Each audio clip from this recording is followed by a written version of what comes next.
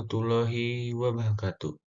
Perkenalkan, nama saya Haidar Fajar Sidik dari Prodi Administrasi Bisnis Telkom University. Saya berasal dari kelas AB 4603. Di sini saya membuat presentasi video dari matkul lembaga dan teknologi keuangan. Di sini saya ambil buku 6, yaitu program pensiun. Kenapa saya memilih buku ini? Karena semua orang pasti pensiun dan sangat penting bagi semua orang dan saya untuk mengetahuinya. Untuk sebelumnya saya ada sedikit video tentang program pensiun.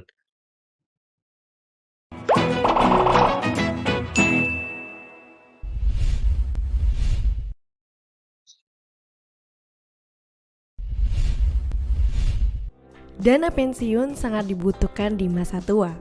Apa itu dana pensiun? Dikutip dari kompas.com, dana pensiun adalah badan hukum yang mengelola dan menjalankan program manfaat pensiun, termasuk dana pensiun yang menyelenggarakan seluruh atau sebagian usahanya dengan prinsip syariah.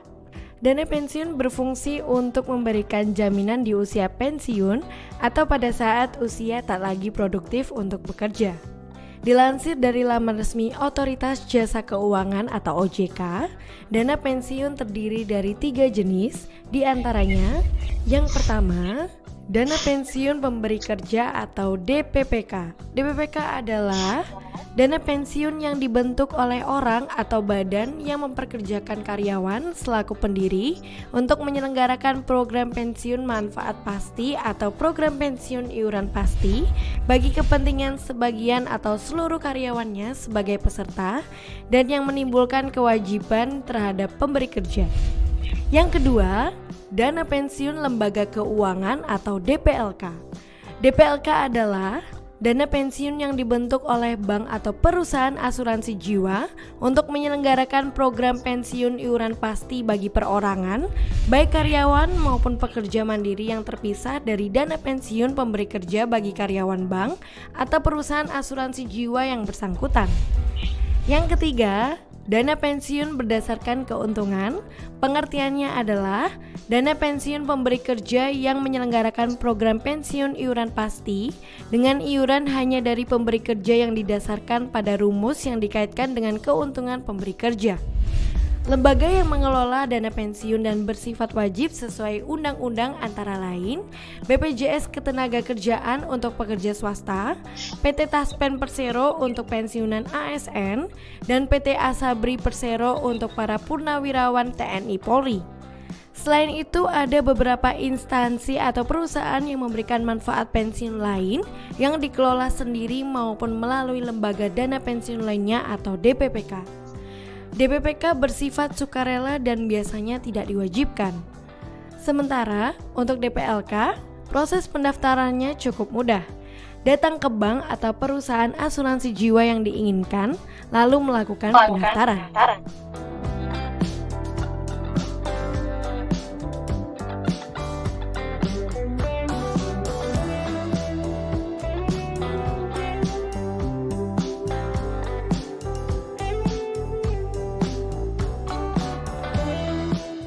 Terima kasih sudah nonton. Jangan lupa like, subscribe. Sedikit video, cuplikan video tentang program pensiun. Di sini saya akan memilih bab 1 dan bab 2. Bab 1-nya pengertian pensiun. Beragam pandangan tentang pensiun di antara individu dengan beragam latar belakang adalah bahwa arti dan pengalaman pensiun sangat bervariasi, tergantung pada profesi, keadaan pribadi, dan tujuan hidup masing-masing. Profesi seperti dokter, pengacara, pemain bola, dan seniman sering melihat pensiun sebagai kesempatan untuk melepaskan diri dari beban pekerjaan yang mereka intens dan fokus pada pengerja hobi. Berkumpul dengan keluarga atau menikmati waktu luang mereka memilih fleksibilitas dalam menentukan waktu pensiun mereka yang mungkin tidak bergantung pada usia. Di sisi lain, karyawan dan pekerja biasanya didapatkan pada ketentuan pensiun yang didasarkan pada usia tertentu yang ditetapkan oleh aturan institusi atau tempat kerja mereka. bersamaan dengan pertimbangan jenis keahlian yang mereka miliki. Usia pensiun ini dapat berkisar 46 tahun hingga 70 tahun, tergantung pada profesi masing-masing. Pensiun juga dapat dipicu oleh uzur karena kesehatan yang menurun, yang mungkin mengharuskan karyawan untuk pensiun lebih dini atau lebih awal yang diharapkan. Selain itu, pensiun dini adalah opsi bagi beberapa karyawan yang diberikan oleh perusahaan mereka, memungkinkan mereka untuk pensiun lebih awal dengan pesangon dan kemungkinan untuk menjalankan profesi baru atau bahkan kembali bekerja di tempat lain. Bagi petani, pedagang, tukang, dan mereka yang bekerja di sektor lain, pensiun seringkali berarti menghentikan pekerjaan mereka dan mungkin beralih ke profesi atau kehidupan yang berbeda. Dalam semua kasus, pensiun adalah fase hidup yang penting yang memungkinkan individu untuk mengejar kebahagiaan, impian baru, dan tujuan hidup yang mungkin berbeda setelah berakhirnya karir utama mereka. Arti pensiun dapat sangat subjektif dan dapat disesuaikan dengan keinginan dan kebutuhan pribadi masing-masing individu. Di sini ada teori program pensiun. Program pada dasarnya teori pada dasar yang menjadi acuan dalam mengembang program pensiun adalah teori preferensi negara dan akumulasi aset optimal. Di bawah kondisi ketidakpastian yang pertama kali diperkenalkan oleh Aldebro pada tahun 1944, teori ini mendasari cara individu dalam ekonomi memilih investasi atau klaim berdasarkan waktu yang akan memaksimalkan utilitas atau kepuasan mereka, terutama pada masa pensiun. Pada dasarnya, teori ini didasarkan pada asumsi bahwa pasar dalam keadaan seimbang dan lengkap. Namun, teori Aldebro ini memiliki keterbatasan karena tidak mempertimbangkan aspek dinamis, panjang, dan berkelanjutan dari perencanaan keuangan individu. Dalam jangka waktu yang lebih luas, dalam mengatasi keterbatasan ini, Milton pada tahun 1989 menghadirkan pendekatan baru dengan memperkenalkan teori keuangan dinamis kelanjutan, yaitu continuous time financing. Pendekatan ini memungkinkan individu dalam ekonomi untuk secara dinamis dan berkelanjutan memaksimalkan utilitas mereka. Berdasarkan teori preferensi negara atau Aldebro, dengan adanya pendekatan yang diperkenalkan oleh Milton, individu dapat lebih efisien dalam menentukan sejumlah penyisian pendapatan ketika mereka masih aktif bekerja, dengan tujuan untuk memastikan keamanan finansial dan kesejahteraan di masa pensiun. Ini mencakup pemahaman yang lebih mendalam tentang investasi, diversifikasi, lindung nilai, dan bahkan asuransi. Oleh karena itu, pengembangan program pensiun didasarkan pada dua teori utama, yaitu teori Aldebro yang memberikan dasar statis satu waktu dan pendekatan dinamis multi waktu yang dikenakan oleh Milton. Kombinasi dari kedua teori ini menggeser pandangan tradisional tentang pensiun yang dulunya hanya berkaitan dengan akumulasi kekayaan menjadi konsep konsumsi berkelanjutan yang mencakup kebutuhan untuk tabungan, investasi, perlindungan nilai, dan asuransi. Ini mencerminkan perubahan dalam cara kita memahami dan merencanakan pensiun untuk memastikan kesejahteraan finansial yang berkelanjutan selama tahap ini dalam hidup kita. Sejarah program pensiun. Dalam sejarah perkembangan dana pensiun di jaminan sosial di Indonesia, beberapa poin utama dapat disimpulkan. Yang pertama, sejarah dana pensiun di Indonesia dimulai pada zaman penjajahan Belanda, di mana yayasan untuk pegawai swasta seperti Yayasan Dana Pensiun Pertamina dikenal untuk mengelola dana pensiun. Yang kedua, pada era pemerintah Republik Indonesia, setelah kemerdekaan, pemerintah mulai mengatur dana pensiun pegawai negeri dengan peraturan seperti Peraturan Pemerintah Nomor 60 Tahun 1951. Undang-Undang Nomor 20 Tahun 1952 dan Undang-Undang Nomor 11 Tahun 1956.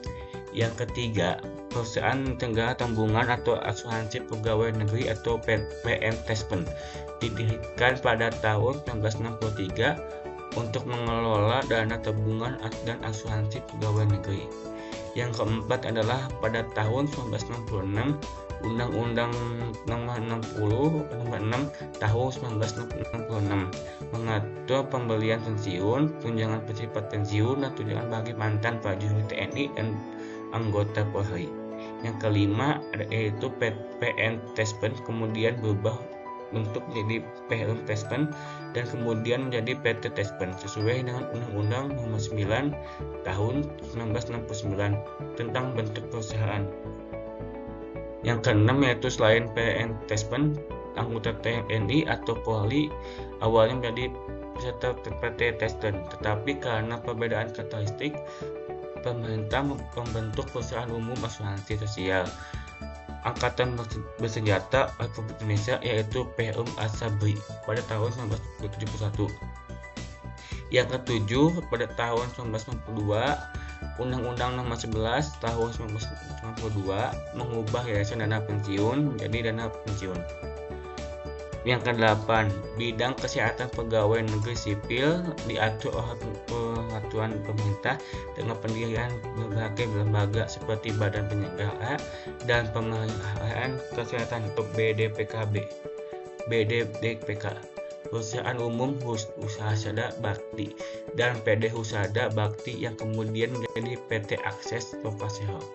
Yang sembilan, pada tahun 2008 Program Jaminan Kesehatan bagi Masyarakat Miskin PJKMM berubah menjadi Program Jaminan Kesehatan atau JAMKesmas yang dikelola oleh PT Akses atau Persero. Yang ke-10, dalam bidang kesejahteraan tenaga kerja, perkembangan dimulai dengan Undang-Undang Nomor 33 Tahun 1947 tentang kecelakaan kerja atau berkelanjut dengan lahirnya Undang-Undang Nomor 3 Tahun 1992 tentang Jaminan Sosial Tenaga atau JAMSOSTEK. Yang ke-11 adalah program JAMSOSTEK memberi perlindungan melalui 4 program yaitu Jaminan Kerja, JKK atau Jaminan Kematian, JKM atau Jaminan Hari Tua JHT, dan Jaminan Pemeliharaan Kesehatan yaitu JPK bagi seluruh tenaga kerja dan keluarganya. Sejak perkembangan dana pensiun dan sosial di Indonesia mencerminkan upaya pemerintahan untuk memberikan perlindungan sosial kepada pegawai negeri atau anggota TNI dan Polri serta tenaga kerja serta menyesuaikan dan mengatur lembaga pengelola program-program tersebut seiring dengan perubahan zaman. Bab 2 yang kita pelajari adalah apa yang kita hadapi ketika kita tua.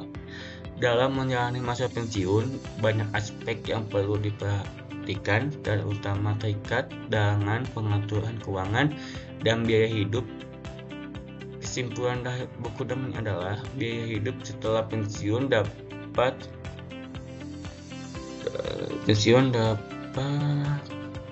mengalami penurunan antara 0-40%. Ini disebabkan oleh berbagai faktor seperti pengurangan biaya papan atau kendaraan, sosialisasi, dan pengurangan biaya listrik. Yang kedua, pengurangan tidak terduga sering muncul di usia tua. Sehingga penting untuk memiliki kesiapan finansial memadai. Yang ketiga, banyak karyawan mungkin tidak memiliki minat atau kesempatan untuk usaha sampingan atau menabung secara mandiri. Ini bisa menjadi tantangan dan mengatasi biaya hidup setelah pensiun. Yang keempat, tabungan jangka panjang adalah salah satu solusi yang penting menghadapi biaya hidup setelah pensiun. Meskipun mungkin agak terpaksa, tabungan ini dapat memberikan perlindungan di finansial di masa tua. Yang kelima, kesehatan cenderung menurun seiring bertambah usia dan biaya kesehatan sering menjadi beban besar. Oleh karena itu, perencanaan keuangan yang baik untuk keperluan kesehatan di masa pensiun sangat penting. Yang keenam, pengusaha yang memahami pentingnya tabungan jangka panjang akan menyisihkan sebagian uangnya untuk keperluan masa depan, baik untuk dia sendiri maupun keluarga. Ini menunjukkan pentingnya kesadaran akan perlunya persiapan finansial pensiun. Penerima manfaat pensiun mempunyai kualitas diri yang lebih baik. Orang tua yang masih mempunyai penghasilan pasif dari program pensiun mempunyai kebanggaan dan kepercayaan diri yang lebih baik dibandingkan orang tua yang tidak mempunyai manfaat pensiun. Memiliki status sebagai pensiunan yang menerima manfaat pensiun secara bulanan atau mempunyai beberapa kewajiban, antara lainnya adalah selalu mengubah data, adanya perubahan aturan terkait program pensiun yang perlu dipahami pensiunan, menyebabkan perlunya komunikasi dan sosialisasi yang sering diadakan oleh lembaga penyelenggara program pensiun. Bagi penyelenggara program pensiun yang diadakan oleh institusi besar, sosialisasi ini merupakan media silaturahmi dan bentuk bagi para pensiunan. Uang manfaat pensiun yang diterima secara bulanan juga memberikan peluang bersosialisasi bagi pensiunan. Terdapat bank yang setiap awal bulan saat pensiunan menerima manfaat pensiunan dan membuka loket layanan secara khusus. Pada pagi hari, nasabah siaga pensiunan bisa bernostalgia, menyediakan minum dan makanan ringan, menyediakan fasilitas pemeriksaan kesehatan gratis, serta memberikan kesempatan bagi pensiunan yang memiliki usaha mikro untuk memasarkan produknya. Walaupun sebenarnya manfaat pensiun tidak bisa dijaminkan, penerima manfaat pensiun lebih mudah mendapatkan pinjaman dari bank, terutama untuk usaha mikro. Bank-bank tersebut juga menjadi fasilitas pelatihan usaha seperti peternakan, pertanian, dan membuat makanan, buka supermarket, uang bengkelan, dan sebagainya. Hal-hal ini menyebabkan pensiunan tetap aktif, bersosialisasi, dan berkegiatan positif, sehingga terdapat sehat dan berusia lebih panjang. Penerima manfaat pensiun bulanan menjadi kesempatan bersosialisasi, mengaktualisasi diri, dan bersilaturahmi sistem pensiunan, serta mendapatkan kemudahan fasilitas kredit, menemukan usaha mikro dan menengah.